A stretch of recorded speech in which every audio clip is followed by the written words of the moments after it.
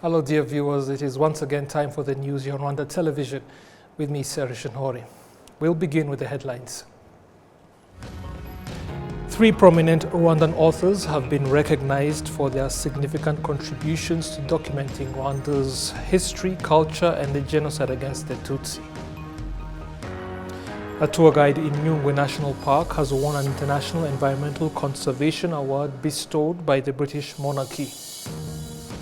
And on the international scene, business owners in a Ukrainian city have found a way to thank thousands of members of the military who have spent years fighting Russia's invasion of that country.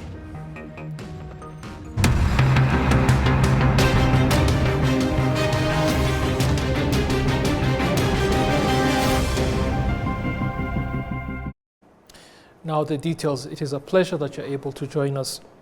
With a score of 75.21%, the Investing in Human and Social Development pillar ranked last for the fifth time in the 11 years in Rwanda's governance scorecard. We have the details with Adams Kwizera. This pillar is composed of 4 indicators and 13 variables. Its overall score in the 11th edition of Rwanda Governance Scorecard is 75.21% from 75.51% in previous edition. This pillar recorded a slight decrease of 0.30% due to various factors such as lack of inclusive services to people with disabilities, including education. Kwizera Straton, who is visually impaired, is among 569 students who sat for the primary living exam, expressed satisfaction with the support they have received in their studies. However, he noted that many individuals with disabilities lack access to education services. I never imagined that we could achieve such a level of access to technology and equipment that allows us to do exams just like others. Some concerning indicators include the dropout rates for primary and secondary school students, which stands at 31.33%. Specifically, the primary school dropout rate is 32.73%, while the secondary school dropout rate is 25.71%. While presenting an overview of education over the past 7 years to Parliament, the Prime Minister addressed the key challenges in the sector. Member of Parliament Furaha Emma Rubagumya highlighted issues such as dropouts and low literacy rates, which are frequently cited as major obstacles to achieving quality education.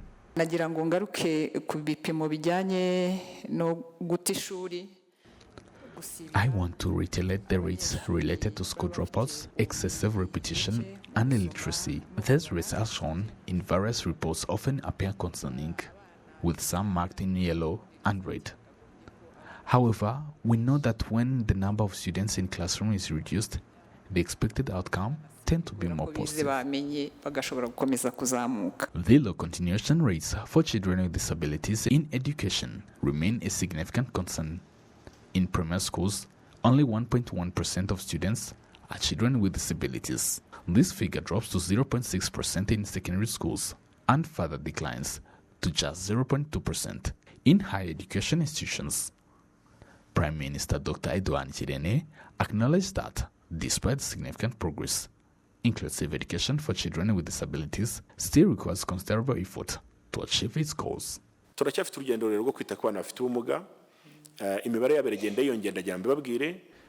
still have a long journey ahead in taking care of children with disabilities, as their number continues to rise, thanks to the campaign conducted to identify the children with disabilities. We now have a significant number attending schools. However, the main challenges lie in infrastructure and the need for teachers who are well trained to educate children with disabilities. Despite this, we are working to improve the ways in which we can ensure these children have access to quality education. Across the country, 3,449 students with various disabilities are enrolled in 89 schools offering comprehensive education. Additionally, 69% of all schools are accessible to people with disabilities. Adams Kwizera, RwandaTV News. Thank you, Adams. Now, during the first 2 quarters of this year, Rwanda registered strong economic growth, averaging as much as 9.8%. This strong growth, authorities say, is expected to be seen in the third quarter as well. William Evans Mutawazi has more on that. According to the national statistics released, Rwanda registered strong economic growth in the first 2 quarters of this year, averaging to 9.8%. This strong growth is expected to continue in the third quarter, according to the governor of the National Bank of Rwanda. We expect this strong growth to continue in the third quarter of this year. When you look at the numbers, we track the composite index of economic activities growing at 23% in the third quarter. So overall, in fact, you saw the numbers that were released after the IMF mission here. So the projected growth of 8.3% for 2024 for the economy. We are confident that it will be achieved because we see strong growth in the fourth quarter, in the third quarter of this year.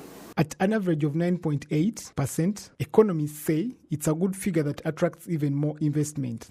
An increase in economic growth helps us in the sense that it increases or it attracts different investors because the 9.8% is a good figure. It's a good figure that attracts potential investors. When we increase, when the investments are increased, that means the jobs will be created.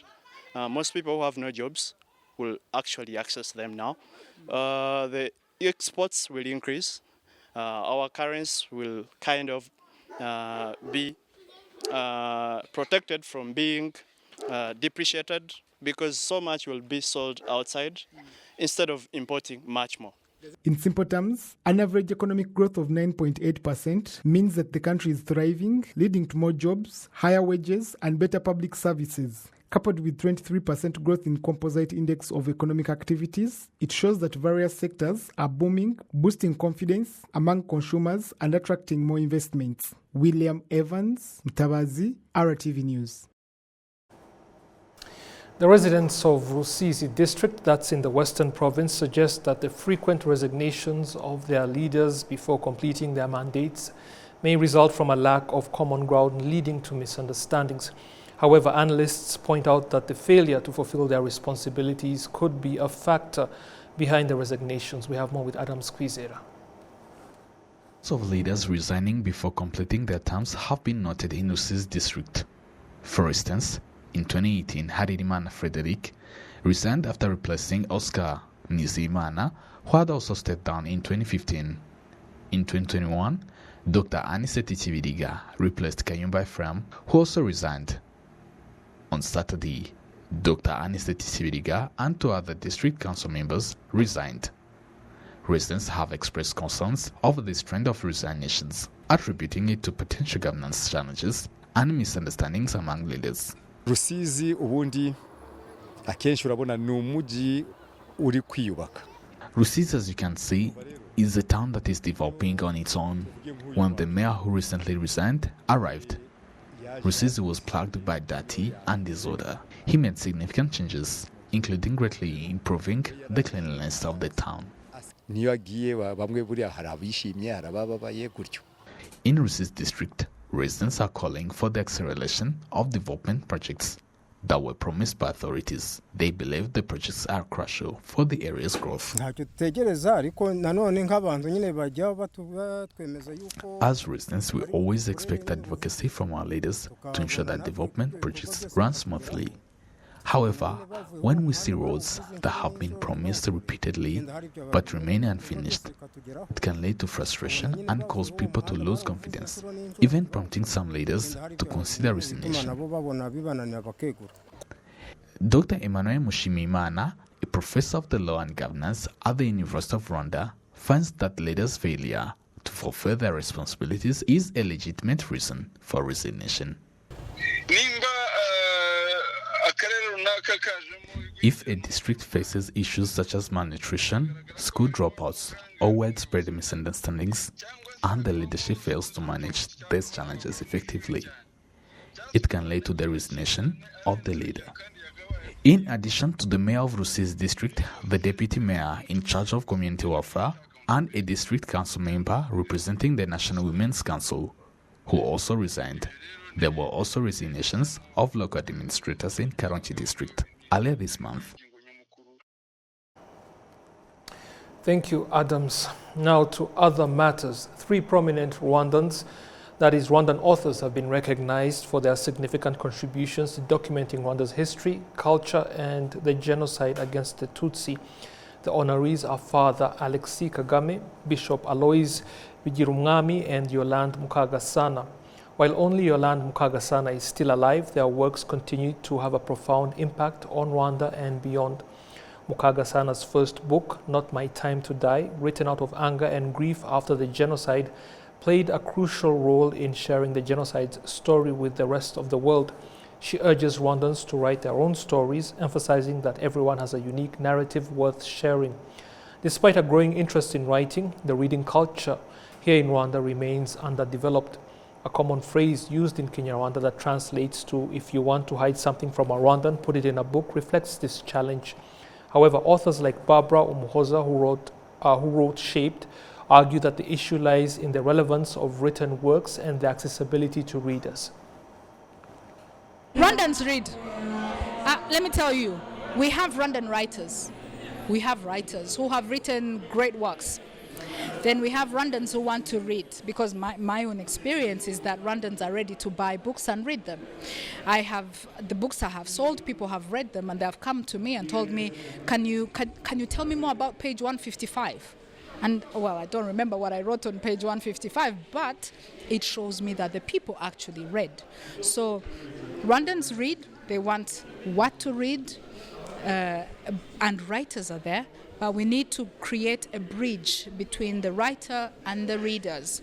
And in creating the bridge, there are quite a number of things to look at. There is the packaging of the product or the packaging of the story, the writing style, the marketing that goes along with book promotion, book touring, the noise required to actually make your product successful, interviews, things like this, things like what you're doing for me. So this bridge is necessary so that we give our people what to read. The awards, named Radiant Rwanda Literary Excellence Awards, aim to inspire younger generations to document Rwanda's history and culture. Organized by Bridge Vision, the awards will now be done on an annual basis.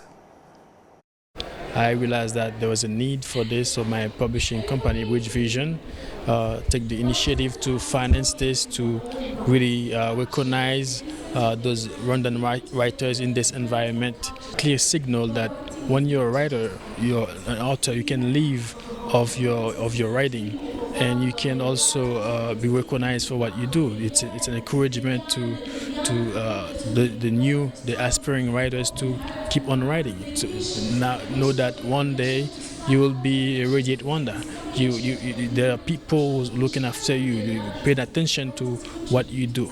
Being a writer, being somebody who's producing and contributing largely to the culture of this country is not a secondary profession. It deserves all the recognition and appreciation, and that's what this initiative is all about, to recognize those Rwandan writers and authors, because we have literary award everywhere in any developed countries, but I was asking, do we have something like that here in Rwanda?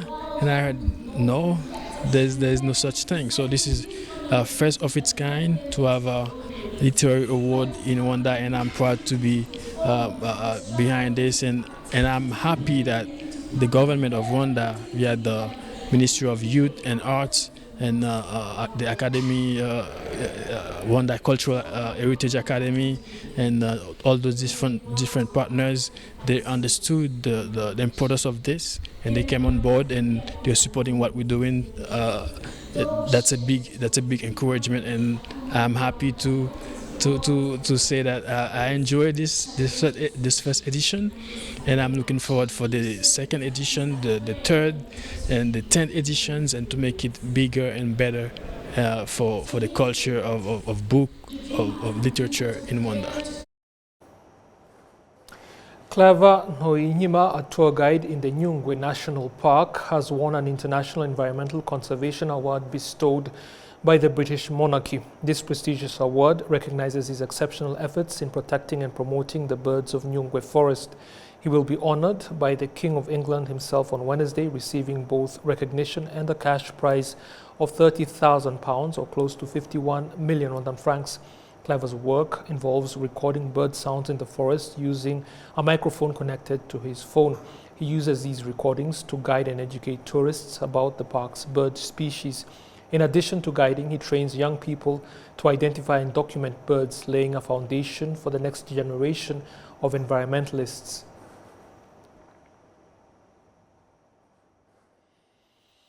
I'm the winner of the Tusk Ranger Conservation Award.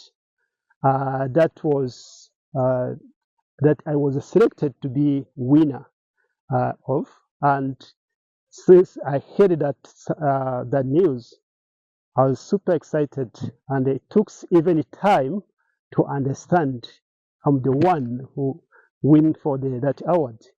And the people who knew that, like people from Tusk, who informed me, they even called me through the phone call, saying, "Okay, congratulations, you are the winner of the award, Tusk Ranger Conservation Award." And what's that? And even took me like almost an hour to understand. I'm the one, or maybe they're mistaken. Yeah, that was really encouraging. And just after knowing that the award belongs to me this year, really I felt very happy, and I felt that even if I considered my activities like within the community is like minimal, but I knew that some people, they take it with the high value. And now I see that is very important for the community, because now my activities have changed the beliefs of the community, how they use the natural resources. And now they know how to use natural resources sustainably. And now most of them, they are involved in the protection of the Nyungwe National Park as the main habitat of wildlife in this area. Every Friday, Clever heads to Gisakura Secondary School, where he mentors students in an environmental club he founded back in 2009. Many of his early students have since become professional tour guides themselves, earning a living from the skills they learned under his guidance. Here in Nyungwe, we have around 345 bird species. 32 of them are endemic in Alberta areas. We don't see any elsewhere around the world. It's the cornerstone that make this Nyungwe National Park special for everyone who are interested in birding. Those birds, as they are endemic, they live at different places, at different locations, at different elevation. Sometimes, if you want to see them, you have to schedule according to which bird you want to see. Those endemic birds, most of the time, is the target for the clean birders. If they come here for seeing those endemic birds, they're supposed to have like 3 to 4 days, because you can look one bird for 1 day, even 1 day. Also, you can see those endemic birds in 2 days. It may be possible. If you are lucky, that is natural. If you are lucky, you can see in 2 birds in 2 days, or even 5 days. Yes.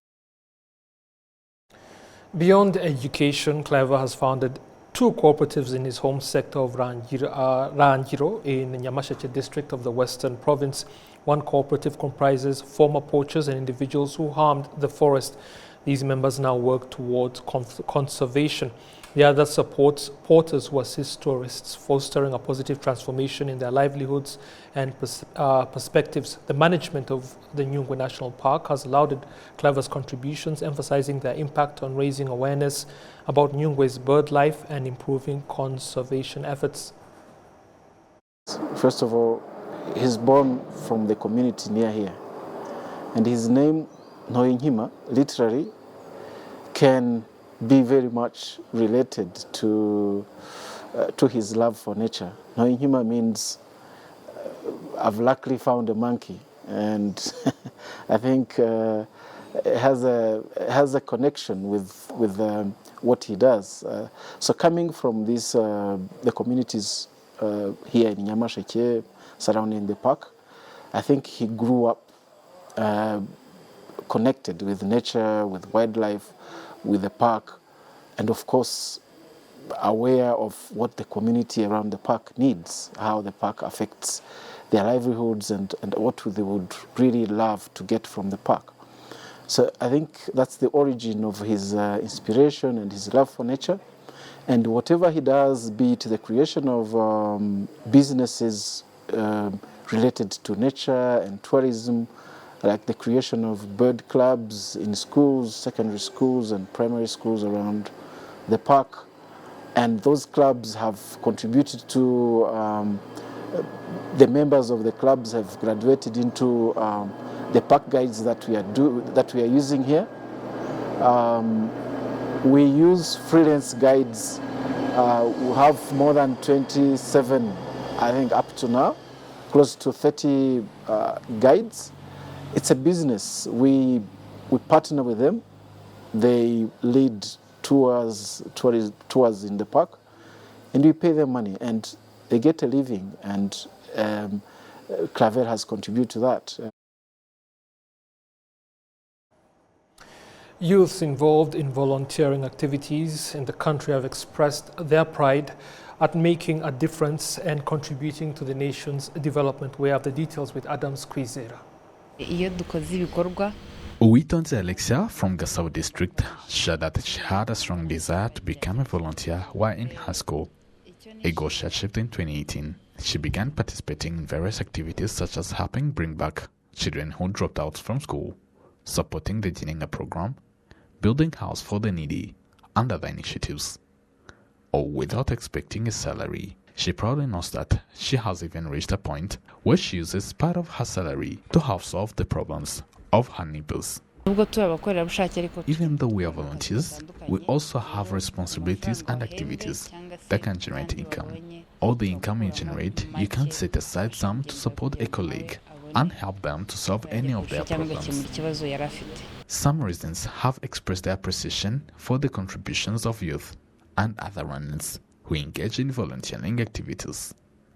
They recognize the positive impact these efforts have on their communities and the country as a whole.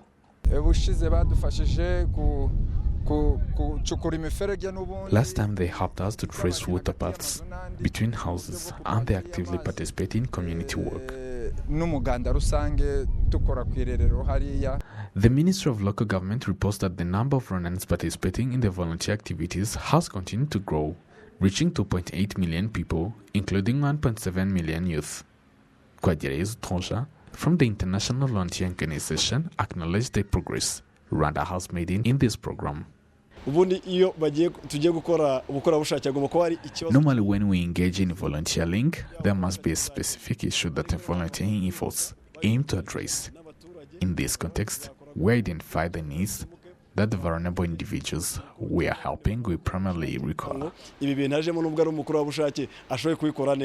Kuana Richard, the Director General in charge of Youth Mobilization and Coordination of Volunteer Activities at the Ministry of Local Government, stated that the government will continue to improve the volunteer program.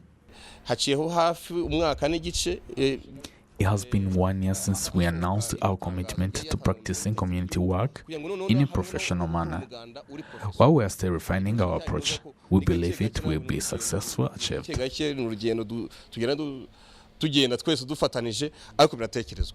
Other Rwandans making significant contributions to the country's development through volunteerism include healthcare workers, agricultural consultants, mediators, and advisors in local government institutions. Thank you, Adams. People with visual impairments have called for better accommodations to enable their participation in car-free day sports activities, advocating for greater awareness of the white cane they rely on. The request was made during their participation in the bi-monthly Car-Free Day activities. The event featured a walk and various fitness exercises with visually impaired participants carrying their white canes.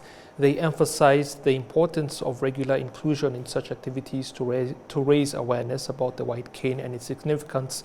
Kigali residents who participated in the event noted that no one, especially those with disabilities, should be excluded from such events. The chairperson of the Rwanda Union of the Blind highlighted that participating in such events helps people with disabilities stay informed about government programs. She, however, called for assistance in making them more aware of the activities happening around them. And participate in this activity supported by MTN, who are our sponsors, because we felt that we need to show that persons with visual impairment can also do sports with others. So we wanted to advocate and to make sure that people who are here with us are seeing us and they are understanding our needs in sports, and they know that we are participating in a better way like other people. Yeah, the challenges that affected us who are blind is because we needed people to guide us to come to this place, and then when we reach here, we need also the person who is demonstrating to talk so that we can be able to follow the activities that he is demonstrating to the other. Sports is very important for us who are blind, because most of the time we find that we are all alone, maybe we are not able to run, but when we come here, we shake our bodies, we exercise our bodies, our muscles, our bodies also need exercises like this so that we can reduce our weight. The Minister of Sports, Richard Nyirishema, reiterated that sports is life and that everyone has the right to participate. He gave assurances that the government will continue addressing the challenges faced by people with disabilities, including those who are visually impaired.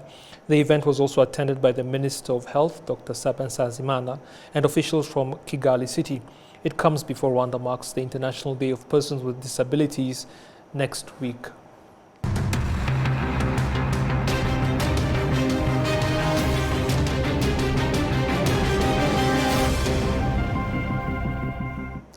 Welcome back, and our look at international news.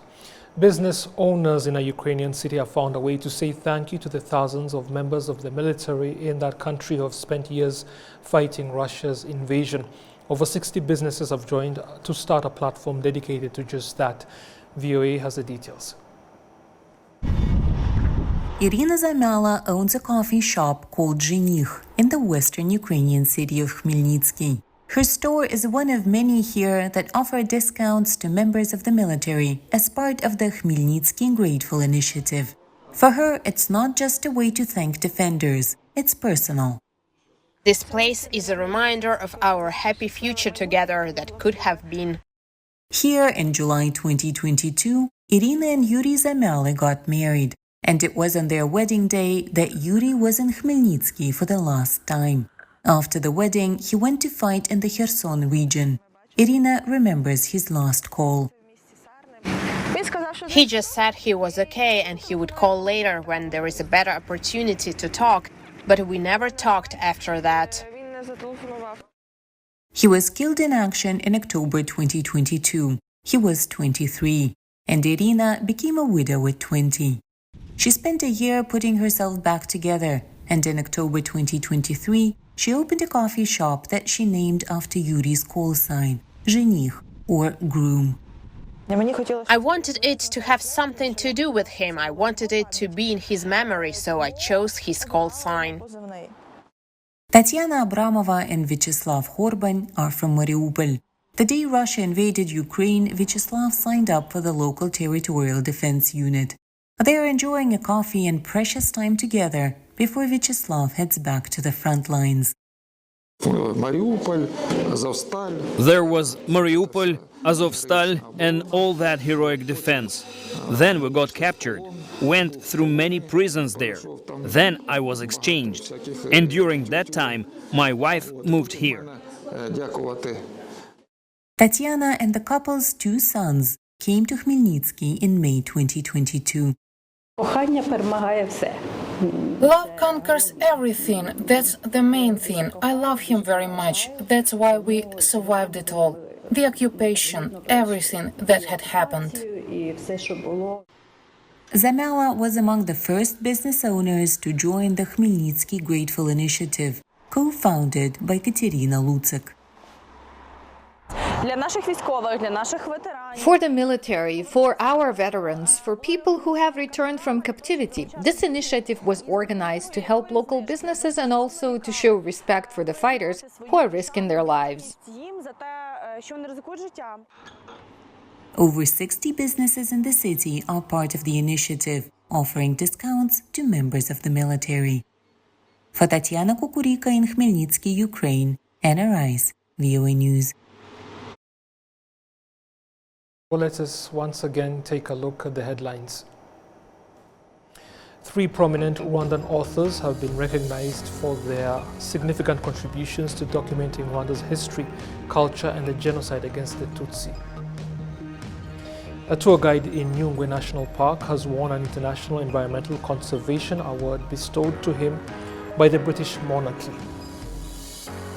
And as we just saw, business owners in a Ukrainian city have found a way to thank thousands of members of the military in that country who have spent years fighting Russia's invasion.